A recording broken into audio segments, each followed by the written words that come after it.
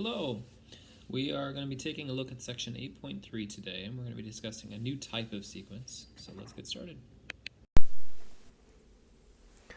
So let's take a look at this new type of sequence. It's defined using the word geometric. And so a geometric sequence is any sequence. A geometric sequence is any sequence where the ratio of any term to the previous term, and we call that ratio the common ratio. So the ratio of any term to the previous term is constant. So here's an example of a geometric sequence, and it's a pretty easy one to spot. So we go from 1 to 2, and we go from 2 to 4, and we go from 4 to 8. And I think most people would see this and say, well, the next number in the list is probably 16. Well, the reason why we can see that pretty quickly is we recognize that there is a common ratio, and the common ratio is this number 2. So we can see that we're multiplying by 2 each time. So let's take a look at a few sequences graphed and see if we can determine whether they are geometric or not. So let's take a look at this sequence. So I see this list of numbers, and let's write it out if we could. So what do we think the first term in this list is? Well, if that's a 4, that's a 2. That means that 1's right there. Maybe it's a 1/2. What do we think the second term is? Well, the second term looks like it's probably the number 1. The third term, well, so that means 3 is here. The third term looks like it is 2. The fourth term looks like it is the number 4. The fifth term looks like that it is the number 8. And the sixth term, well, that looks like it's way up here at 16. To me, this does look like it's geometric. So it is geometric. And the reason why it's geometric is because we have a common ratio, a common R value, which is 2. So to me, I would say it's geometric. And the nice thing about geometric is that when you look at this pattern, it ends up making an exponential curve. And we've been seeing a lot of exponential curves lately. All right, so let's take a look at another one and see if it ends up showing a geometric pattern. So again, we have this sequence. It's a little bit different graph. So let's write out what numbers we think we're looking at. So if this is a 4 on the y-axis, then that probably means that this is a 2. So let's go ahead and just fill some of these numbers in. And let's take a look. So the first term in this sequence, the first term appears to be this number 1. The second term in this sequence appears to be the number 3. The third term in this sequence, it appears to be the number 5. The fourth term in this sequence appears to be the number 7. The fifth term in this sequence appears to be the number 9. And the sixth term in this sequence appears to be the number 11. Now, we do have something consistent going on from term to term. We do have what is showing up. It's consistently adding 2 each time. But this is not going to be a geometric sequence, because in order for it to be a geometric sequence, we would need to be multiplying by 2. And clearly this is an addition symbol. So this is actually, if you remember, this is an arithmetic sequence. Arithmetic because we're consistently adding. It's an arithmetic sequence, and the common difference is 2. We're always adding 2. But it's not geometric. Let's take a look at another one then. Let's come back here real quick. I think the one thing that we do see is that when we're looking at an arithmetic sequence graphed is typically they form a line, so kind of creating a linear pattern there. All right, let's take a look at a different one here. Just looking at the graph, it looks like maybe it could be geometric. It kind of looks like it's curving like a geometric, but let's write some of these things out. So what do we think the first term is? So if the y-axis says that this is a 4, then that probably means that that's a 2, which means that's a 1. Maybe that first term is 1/2. Maybe it's a little less, I'm not sure. The second term appears to be the number 1. The third term, let's see, the third term appears to be a little bit bigger than 2, so maybe 2, 2 and a quarter, 2.25, I'm not quite sure. The fourth term appears to be straight up 4. The fifth term, let's see, the fifth term looks like it's a little bit bigger than 6, but I mean, it could always be some number at 6. And then the sixth term appears to be maybe a 9. And so for me, I'm looking at this, maybe I would multiply by 2 to go from 1/2 to 1, but maybe that's a 2, so that could also be multiplying by 2, but that's a 2, but that's definitely not an 8, and that's definitely not a 12, so this is not geometric. And in fact, it probably is some unique pattern where it's probably a quadratic equation. It actually is neither. So this is not geometric, and it certainly is not arithmetic. So that's the key idea here, is that we're looking at trying to figure out whether something is a geometric sequence or not. And in this particular problem, it is not geometric because there is no consistent ratio from term to term. So let's look at a couple of examples then. So in this first example, they are asking us to tell whether this sequence is geometric. So we're looking at this list of numbers, and our job is to determine, is this sequence geometric? So we first kind of take a look at the first term and go to the second, and the second to the third, and the third to the fourth, and the fourth to the fifth, and we try and figure out, is there a common R value? And it has to be common. It has to be a consistent value. So how do we find that? Well, we're going to do some division. So the first thing that we're going to do is we're going to say, let's call each of these numbers what they are. That's a 1, that's a 2, that's a 3. This is the fourth number in the sequence and the fifth. And we're going to do some divisions. We're going to take the second number in our list, which is 12, and we're going to divide that by this first number in our list, which is 6, and that gives us 2. So we now know that there is a ratio from the first term to the second term that is 2. And we have to do that consistently to make sure that that number 2 is consistently used. So let's take a look at the third term, which is 20. And we're going to divide that by the second term, which is 12. And when we do that, we end up getting 5/3, and that's a little bit of a red flag. Our R value is not consistent from there to there. So one thing I would say is we could stop right now. We know that this particular sequence is not geometric, and the reason why we know it's not geometric is because that R value is not consistent. We have an R value of 2, we have an R value of 5/3. Those aren't the same number, and you can see that we could check that all the way across. So for this first example, it's not geometric. Let's look at another one. So same particular problem, we are still trying to determine if the sequence, so we're going to tell whether the sequence is geometric or not. So we're just focused on, again, looking at from term to term, do we have a consistent value that we're multiplying by? So again, let's call this A1. This is our second number in the sequence. A3, the fourth number in our sequence, and the fifth. Now the sequence is getting smaller, but it still could be geometric because we could be multiplying by a fraction. So let's take a look at A2 and divide it by A1 and see what we come up with. So again, we take A2, which is the number 64. So A2 is up here, and it's the number 64. And we're going to divide that by A1, which A1 is up here. A1 is 256. And when we do that division, we end up getting the number 1/4. Okay, let's keep track of that. If that number is consistently used, then we know that the sequence is in fact geometric. Let's take a look at the third number in our list. So A sub 3 is 16. So A sub 3 is 16. And we're going to divide that by the second term in our list. Again, A sub 2 is 64. And when we do that division, we end up getting 1/4. Now, before you call it a day and we say, yep, it has to be geometric, that ratio is consistent, you have to check all the terms. You have to check every single one, because if that value varies at any time, then it's not going to be called geometric. Now, spoiler alert, we can see we have 1/4 here, we have 1/4 here. So the ratio does end up holding consistently. So each ratio in this particular problem is in fact 1/4. So the sequence then is going to be referred to as geometric. It is geometric.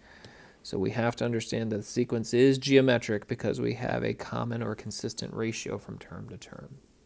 So let's skip ahead and let's see if this made sense for you. So this is again where you would pause. If you feel like you want to try these on your own, pause the video and write the numbers down. If you want to kind of just watch me work, then feel free, but let's check here. So problem number 1, we're going to try and tell whether the sequence is geometric. So I'm looking from 27 to 9. So 9 over 27 is 1/3. I'm looking from 9 to 3, so 3 over 9 is 1/3. I'm looking from 3 to 1, 1 over 3 is of course 1/3. And I'm looking at 1/3 over 1, which is of course 1/3. This value is consistent every single time we're multiplying by 1/3. So our R value is 1/3, and so it must be a geometric sequence. Hopefully that clicks for us. Problem number 2. Again, we're looking at going from 2 to 6, 6 to 24, 24 to 120, and 120 to 720. So let's do some division. 6 divided by 2 is 3. 24 divided by 6 is 4. We can stop right here if we want, but let's go ahead and keep doing this. So 120 divided by 24 is 5. And then 720 divided by 120 is, of course, 6. Now, the interesting thing is we do have a pattern here. The value that we're multiplying by is sort of a unique little pattern, but we don't have a consistent R value. We don't know what R is because it's not consistent, so it's not geometric. And so the emphasis there is it's not geometric. All right, problem number 3 then. Ooh, this is an interesting one. We're going from a negative number to a positive number, but let's take a look. So 2 divided by -1 is, of course, -2. -4 divided by 2 is, of course, -2. 8 divided by -4 is, of course, -2. And -16 divided by 8 is, of course, -2. That value is consistent. It's always -2. So our R value is -2. So I would say that this is a geometric sequence. Looks like my pen's getting a little tired. There we go. So hopefully that made some sense. We have a geometric sequence because we have an R value that is consistent. Okay, and here are how the answers are written as by the book. All right, let's keep moving. So here is an important formula that we are going to want to take note of. So what this is giving us is it's giving us the common rule for a geometric sequence. And so how do we say this kind of using a generalized algebraic way? We would say the nth term, so we're talking about a sub n, of a geometric sequence with the first term a sub 1, so a sub 1 is listed there, and a common ratio r, so r is listed there, is given by this formula. So this is a formula I would absolutely encourage you to write down into your notebook and make sure that you're familiar with. I'm going to put a box around this thing and say this is absolutely going to be key. So we're saying a sub n is found, the nth term is found by taking the first term times r, where r has an exponent of n minus 1. So that's going to be a pretty important formula. And here we're giving a very concrete example. So if we list the nth term of a geometric sequence with a first term of 2, so they're giving you a specific here, first term of 2 and a common ratio of 3. So first term 2 is listed here, common ratio of 3 is listed here. That would be the formula for the nth term of a geometric sequence. So that's an example there. All right, so let's take a look at a couple of problems where we have to use that formula and see if we can figure it out. So we are writing a rule for the nth term. So what they're asking us to do is to write a rule for the nth term. And of course, then they're going to ask us to find specifically the 8th number in our sequence. So let's make sure we understand they are asking us to do two things. The first thing they're asking us to do is write a rule. The second thing they're asking us to do is then use that rule to find the 8th term. So let's take a look at this list and see if we can make some sense of it. So we're going from 5 to 15. The first term is 5. The second term is 15. 15 to 45 is the third term. And then 135 is the fourth term, and we don't know what the fifth term is, but it seems to probably be pretty obvious, but let's go ahead and do the math. 15 divided by 5 is 3. 45 divided by 15 is 3. 135 divided by 45 is also 3. Because that value is consistent, our R value is in fact 3 each time. So we're going to take that value of 3 and we are going to substitute it into that generalized formula. So keep in mind, this formula that we wrote down earlier, we know what R is. R is 3, and we see that, so we're dropping in a 3 here. So we're substituting in 3 for the value of R. Now we go back to our list and we realize that a sub 1 is also in this formula. Well, a sub 1 is the first term in our sequence, and the first term in our sequence is 5. So we're going to replace 5 for a sub 1 in this sequence. So if I were going to write out the rule would in fact be a sub n is equal to 5 times 3, where 3 has an exponent of n minus 1. So this is that rule for the nth term. That's the first thing they asked us to do. So we've done the first thing right here. The second thing they asked us to do is then they asked us to find the 8th term. So they asked us to find the 8th term by using that formula. So let's go ahead and plug that in. So if I'm looking for the 8th term, then I'm going to say 5 times 3 raised to the 8 minus 1 power, which is 5 times 3 raised to the 7th power. Holy moly, it's going to be a big number. 3 to the 7th power. 3 to the 7th power is 2,187. 5 times 2,187 is, in fact, this big number, 10,935. That is the 8th term in this list. So we can see that geometric sequences do grow really fast. They do grow exponentially. Let's take a look at another example then. So a second example we see is again, we're looking at a list of numbers, and the first number in our list, a sub 1, is 88. So how do we go from 88 to negative 44? Well, I don't know. We'll figure that out. That's the second term in our sequence, the third term, and the fourth term. So let's do a little bit of math. Let's take a sub 2, the second term, and divide it by a sub 1. So negative 44 divided by 88 is negative 1/2. That appears to be our R value, but let's check and make sure that that consistently holds. A sub 3 divided by a sub 2 is 22 divided by negative 44, also negative 1/2. So we do end up having this value be consistent, negative 1/2, and that checks. We multiply 22 by negative 1/2, it gives us negative 11. So our R value is a negative 1/2. Now some people think that that's not going to be allowed. It actually is totally acceptable. So we have our R value. We have our a sub 1. That's our first term. That is 88. So we can take both of those numbers and we can substitute 88 for a sub 1. So we can take 88 and replace a sub 1 in this formula.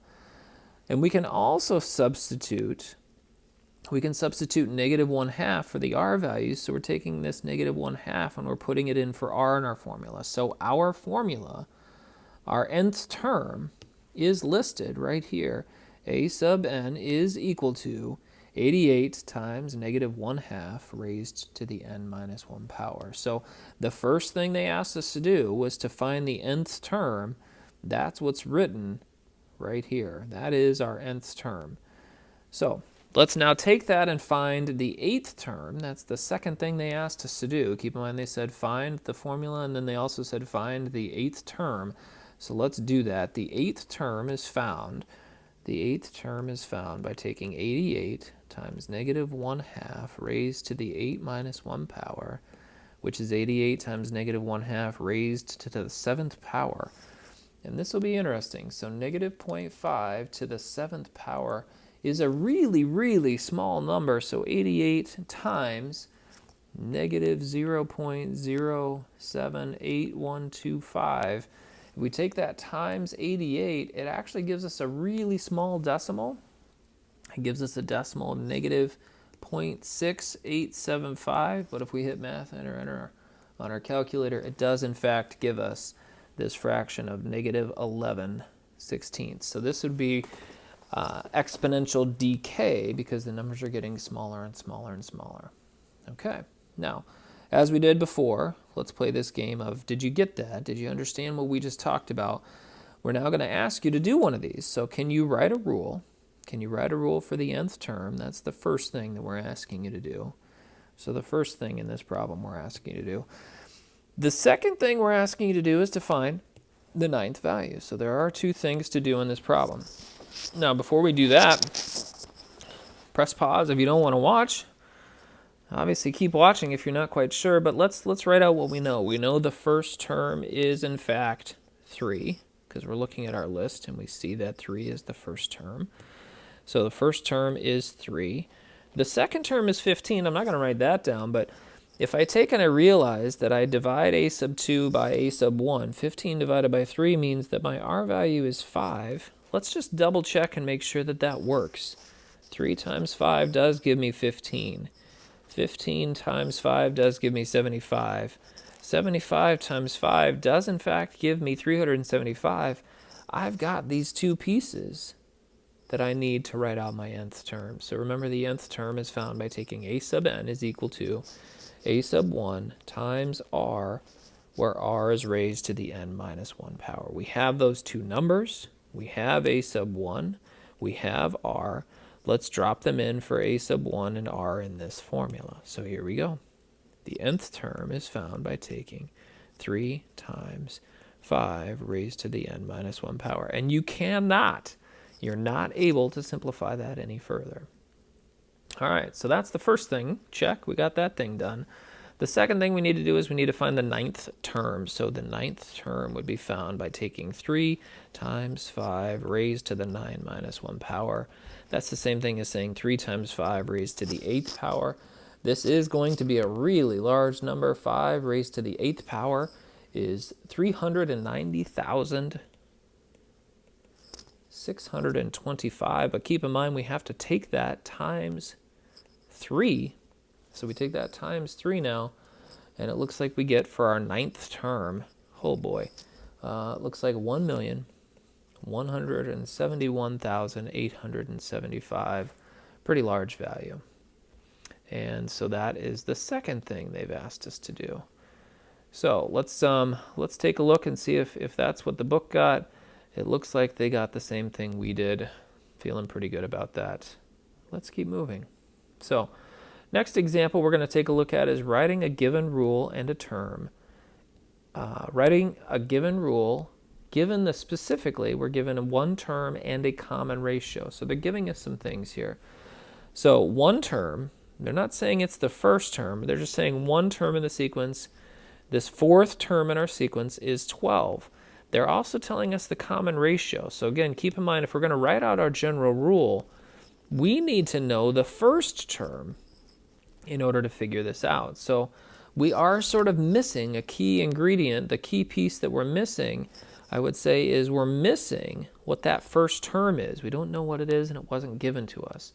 So hopefully that'll show up as we keep moving through this problem. So let's take a look. They start by saying, let's use the general rule for the first term. So use the general rule. That's what we're doing here.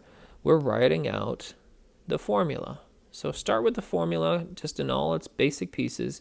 And they're saying, well, let's take what we know. We know they're giving us that the 4th term is in fact 12. So they're saying substitute 4 for the letter n. So they're putting a 4 here and they're putting a 4 here. Now what that allows us to do is then it allows us to play this game of substitution again. We can substitute 12 for a sub 4 because that was what was given to us up here in the directions, in the problem up here. they told us that 12 was the fourth term. We can substitute 12 for the fourth term. We can also substitute 2 for the value of r. And keep in mind that's because they gave us this value of r earlier. Now, once we've done that, we have to do a little bit of math. So let's, maybe if this is moving too quick, we can do the math up here.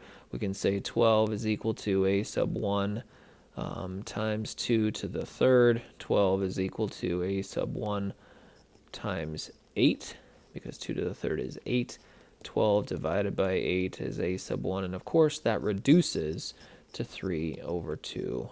So that is our first term. That's all we needed. We were looking previously, we were looking for a sub 1. We were looking for a sub 1 in our formula. Well, we've now just found it. So if we have a sub 1, we know our r value. We found our r value from the directions. They gave us r earlier. We know r is 2. We know the first term is 3 over 2. So we can write a rule then. So we take our general rule, again, and we plug in the values we know for the first term and for the value of r. So substituting a 1.5 for the first term, that's what we're doing here. And substituting 2 for r, that's what we're doing here. And we have that formula, and that's as far as we can go. We know the nth term is found by taking 1.5 times 2 raised to the n minus 1 power. That is exactly what we were asked to do. We were asked to write a rule for the nth term. Now, bad news is they also then asked us to graph the first 6 terms of the sequence. So making these graphs can be a little bit tedious, but I would encourage you to first make a list. Make a list of the numbers that we're talking about. So who is the first number from this sequence that we could generate? So who is a sub 1? Well, a sub 1 would be found by taking 1.5 times 2 and raising it to the n minus 1 power. A sub 1 is equal to 1.5 times 2 to the 1 minus 1 power. Sorry, I forgot to put a 1 up here. We're raising it to the 1 minus 1 power, which is 0, which is 1.5 times 2 to the 0 is just the number 1, so it looks like 1.5. Our first number in our sequence is the number 1.5. So we're going to make a table of values. So we can see that the first number in our sequence is 1.5. And you can generate all of this by plugging in these values as they get bigger. So when n is 2, then the number that it generates in this formula is 3. When n is 3, the number that it generates is 6. When n is 4, it generates a 12. When n is 5, it generates a 24. And we're going to graph this, and we can see that when we graph this, that it does in fact make a graph that increases very, very quickly. It is exponential growth, and we're trying to see that visually in this graph. Okay, so that was an example of writing the nth term, but then also graphing the first 6 terms of the sequence. Let's keep moving then. So here we're writing a rule, but this time when we're writing a rule, we're given not the r value, we're given 2 different terms. So the interesting piece here is that they're giving us 2 terms. They might not necessarily even be the first term, but so they're telling us the second term is 12 in this problem, and they're telling us the 5th term is negative 768. Whew. And they're also asking us to only do one thing. They want us to write a rule. So they want us to write a rule for the nth term. Now, when we do this, again, we're going to always start with that basic formula that we talked about earlier. So it's a sub 1 times r raised to the n minus 1 power. But we are, in fact, going to use both of these pieces of information. So I'm going to highlight these, but I'm going to do this in a different color. So we're saying a sub 2 is 12, and we're going to say a sub 5 is negative 768. So these 2 pieces of information we will want to use, but we'll use them in 2 different equations. So let's take the green, and let's make sure that we understand we are using the second piece of information right here. So the value of n is 2, and we see that value is used there and there. And so when we go to clean this up, we have an equation. 12 is equal to a sub 1 times r. Now, I'm going to highlight this in green. Make sure you understand this is the first equation we're going to write. We are going to have to write a second equation. And the second equation is going to come from the second piece of given information. So the second piece of given information, they told us that the fifth term is negative 768. So we're going to take negative 768 and we're going to make another equation out of it. So the fifth term, n is 5. So negative 768 is equal to 5 minus 1, which is 4. So here's this second equation that I want us to realize we have. The second equation is, in fact, right here. Negative 768 is equal to the first term times r to the fourth power. Now, what we're going to do is we're going to solve this system of equations. We have a system of equations here. We got to take these two equations and we have to solve for the given variables. Now, it's a little bit different than what we've done in the past, but we are still going to be able to do this. What they are suggesting is they are suggesting solve the first equation for a sub 1. So we're doing a little bit of arithmetic here, and I'm going to work in green just to make sure we understand. The first equation, 12 is equal to a sub 1 times r.